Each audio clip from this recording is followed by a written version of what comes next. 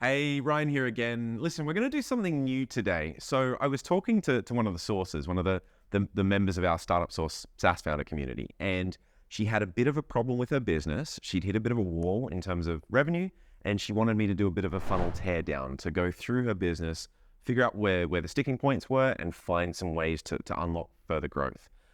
So we're going to do that live on this video now. If this is interesting and you like it, or if you want me to do a teardown of your sales funnel or your marketing funnel, just drop a comment below and yeah, maybe we can do a few more of these. Anyway, let's jump in.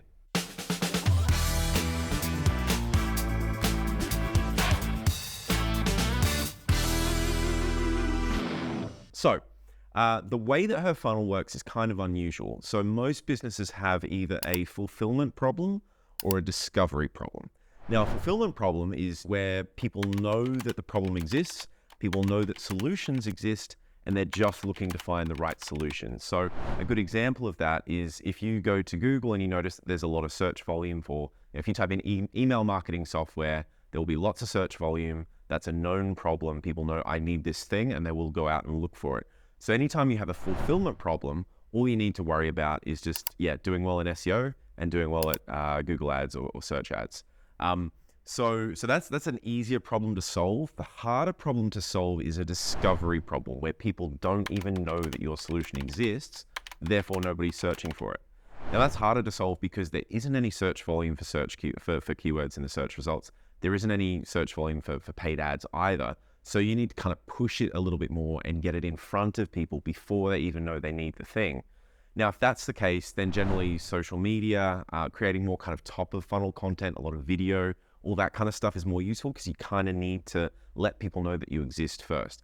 That's very much the problem that she had. The main engine behind her business was Instagram. So she had 50,000 followers on Instagram, and that was really where she was promoting her content. She also had 3,000 people on her email list. Now, she did have a monthly subscription that she offered, but nobody was really buying it. And so her theory on that is that the reason no one was buying the monthly subscription is because they didn't really see the value in it. She had to educate them a little bit more before they'd see the value in it. So what she was doing is that she would run a webinar. She called it a masterclass, but same thing. So she was running a webinar once a quarter. So every 3 months, she'd run this webinar. She'd promote to her Instagram followers, she'd promote to her email list. So out of those 53,000 people, she'd get about 300 people signed up to this quarterly webinar. And on that webinar, she'd get about 18 sales. So she'd get about 18 people buying her annual subscription, which was about $1,000. It wasn't, it's 997 or something. But for easy maths, because I'm terrible at maths, we'll just call it a nice round number, $1,000.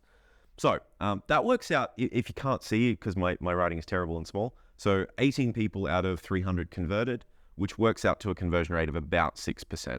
And then, so they bought this annual subscription, and so she got an inflow of cash very quickly. And then that was kind of it until she ran the next quarterly webinar. So nothing really happened after the quarterly webinar. They signed up, they became subscribers, and then they continued on until they got their value that they wanted out of it, and then they disappear off into the ether. The first and most obvious advice that I gave her is, if this is working really well, stop doing them quarterly, start doing them monthly. If you run a monthly webinar and you're able to get the same numbers of people, you're doing 3 in 3 months instead of 1 in 3 months, you will triple your revenue. Because instead of getting 18 people, you're going to get 3 times 18, 54 people. So you'll have 54 sales instead, literally tripling your revenue. So that's the first point that's really easy. If your main funnel looks something like this, and there's really a webinar or an event or something that you're inviting people to at the top of the funnel, and then you're selling off the back of it, run them more frequently. If you're doing them quarterly, do them monthly. If you're doing them monthly, maybe try doing it every, twice a month or even every week. If you're running them every week, maybe try running them twice a week or 3 times a week. Keep on running them more and more frequently until you see that the numbers start to drop and it's no longer worth doing. That tends to give you an indication that either you need a larger audience to market to, or you need to maybe do some co-promotion stuff with other partners. And we'll talk about that in a second. The second bit of advice that I gave her is that this conversion rate looks a little bit low. So in the SaaS world, so typically, about 29% of all the webinars in the world are in the SaaS industry. So webinars are huge in SaaS. And you can generally expect about 15% of webinar attendees to end up, either trialing your software or becoming a paying customer. Now, her conversion rate was only 6%. It might be that for her audience, $1,000 for an annual subscription was a bit of money, or a bit too much money than that they were willing to pay. But it feels suspiciously like that's a little bit low. So even though it sounds easy, I'll just get that conversion rate up. What that really boils down to is kind of one or two things. I think that her sales pitch at the end of her webinar probably could use a bit of work and could be a little bit stronger. In particular, I think that she wasn't tying it to one of the 5 reasons why people buy anything. We did another video on that. If you haven't seen it, go and check it out. It'll help with your conversion copywriting. But that 6%, if she was able to get that up to 10, 12%, okay, she'd be doubling her revenue again. So we've tripled her revenue already. Now we're doubling it on top of that by number 2. The third thing that she could be doing is to follow up a bit more consistently. So remember, after this webinar, she was just putting them back on her regular email flow after that. There was no post-webinar funnel or post-webinar flow that got people excited or gave them some kind of special offer or discount or something like that. When was the last time you bought straight away? What you find most of the time is about, what's the magic number? About 94% of people just aren't ready to buy right now, even though they might actually be interested and they might buy from you in the future. So that another easy way to get that conversion rate up, maybe her sales pitch was amazing and it was flawless and there's no room for improvement there. But another way to get that conversion rate up is to have a dedicated email sequence going out after the webinar, with some sort of special offer or continuing something, adding some urgency in there, maybe saying, hey, we offer this special deal on the webinar. Due to overwhelming demand, we're keeping it open for another 24 hours. Something like that, just to make people who missed out on the webinar purchase actually jolt them into taking action. So having a follow-up sequence, and that's probably 4 or 5 emails after this webinar, would also probably increase the conversion rate here, which then leads to more revenue from a whole piece of work that she's already doing anyway. It's a really easy way to increase revenue there. The fourth option here is to increase the lifetime value. What I mean by that is the only thing she really had to sell was the annual subscription. You can go in a few different directions with this. So given that they're already paying for her software, selling more software probably isn't the answer here. Maybe you can bump them up into a higher tier plan or something like that. But I think that the other option here is, particularly at her stage, not being afraid to bundle in a service or offer some consulting or a done for you or a done with you option, as well as just the software. That might be something that would yield a lot of extra revenue. It's not super scalable and you probably don't want to do it forever, but especially when you're just starting out, that can actually bring in a lot of additional revenue quite quickly and quite easily. So if she was to offer like an implementation service on top, maybe for about, $2,500, $3,000, $5,000, that kind of range, all of a sudden, out of those 18 people, she might only get 1 or 2, but she's still making quite a bit of additional revenue from, again, a piece of work that she's already done 90% of it. It doesn't take much more to just offer something a little bit higher value as well. What that means is that the lifetime value of a customer goes up from, let's say the lifetime of a customer is a year. So instead of being $1,000, it might bump up to like $1,500 or $1,800 if she were to offer a high ticket offer on top of that. The other option is that she could offer a bunch of downsells.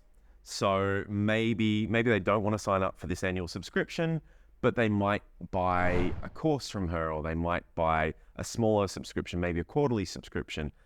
Maybe there's something else that she could sell them that's a little bit cheaper than $1,000, and she'd capture more sales that way. And some of those people might eventually upgrade to the annual subscription anyway. One final option that's kind of interesting with this lifetime value is that if, let's say she doesn't have a course to sell as a downsell. Let's say she doesn't have a higher ticket to offer herself, or she just doesn't have the time to deliver that. She can go and find affiliates or partners or other people who are offering complementary services and sell those services as well, and just take a slice of the revenue on the way through.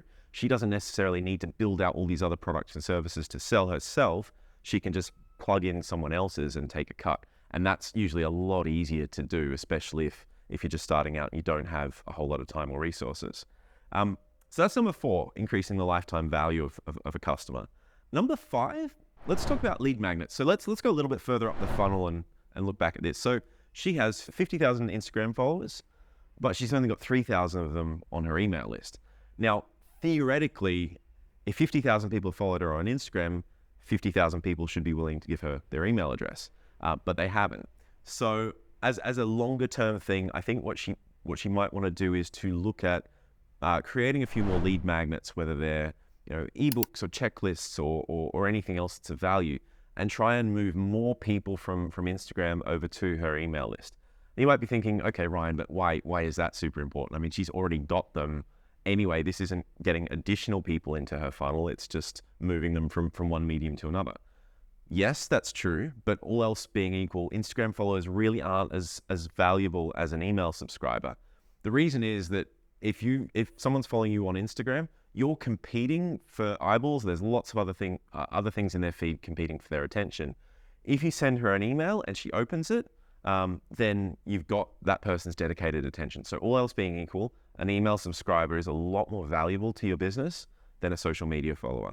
So if you can, through lead magnets or some other mechanism, if you can try and long-term convert as many of your social media followers into email subscribers as possible, that's going to yield better results. And that way, when she promotes a webinar, even if they see it on Instagram, they'll get reminded by it on email, and you've touched them on 2 different media. You're more likely to increase the number of webinar signups from there. So even without growing her list, she might end up with 350, 400, 500 people going to each webinar. And even if she doesn't change anything else at all, that is going to yield much more sales at the end of the funnel as well. Number 6, the final piece of the puzzle here, is partners. Now, we've got a few other videos on partnerships and how to explore those. If you want to go and check them out, I suggest you do. But where partners might fit into this quite nicely is helping get her a lot more top of funnel. So if she can find someone who is in the same space, selling to the same audience, selling a complementary product or service to the same audience, you can partner up. You can say, hey, let's run a joint webinar. Let's run a co-branded webinar. Deliver the same content, maybe get the other person involved a little bit, but all of a sudden she can promote it to their audience. You can even do it with multiple partners. You can have one webinar with 2 or 3 different partners, and you combine audiences. And that's where she could go from having 300 people signing up to a webinar to 500, 1,000 people signing up. And it's not going to cost her any extra money. She just needs to spend a little bit of time doing the legwork to line this stuff up and coordinate these things. But if she could get 1,000 people going to a webinar, let's say 900, she's going to triple her revenue again. So we've tripled our revenue there. We've doubled our revenue there. Probably doubled it again there. We've probably lifted it by 50 to 80% there. Lead magnets should help us fill more of the top of the funnel anyway.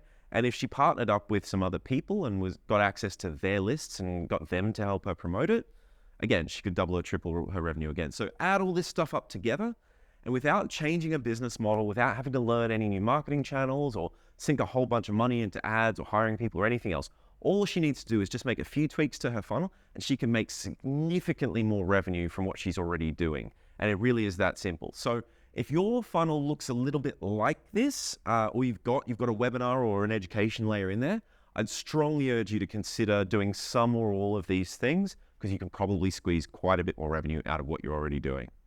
Anyway, I'm Ryan Waddell. I'll see you in the next video.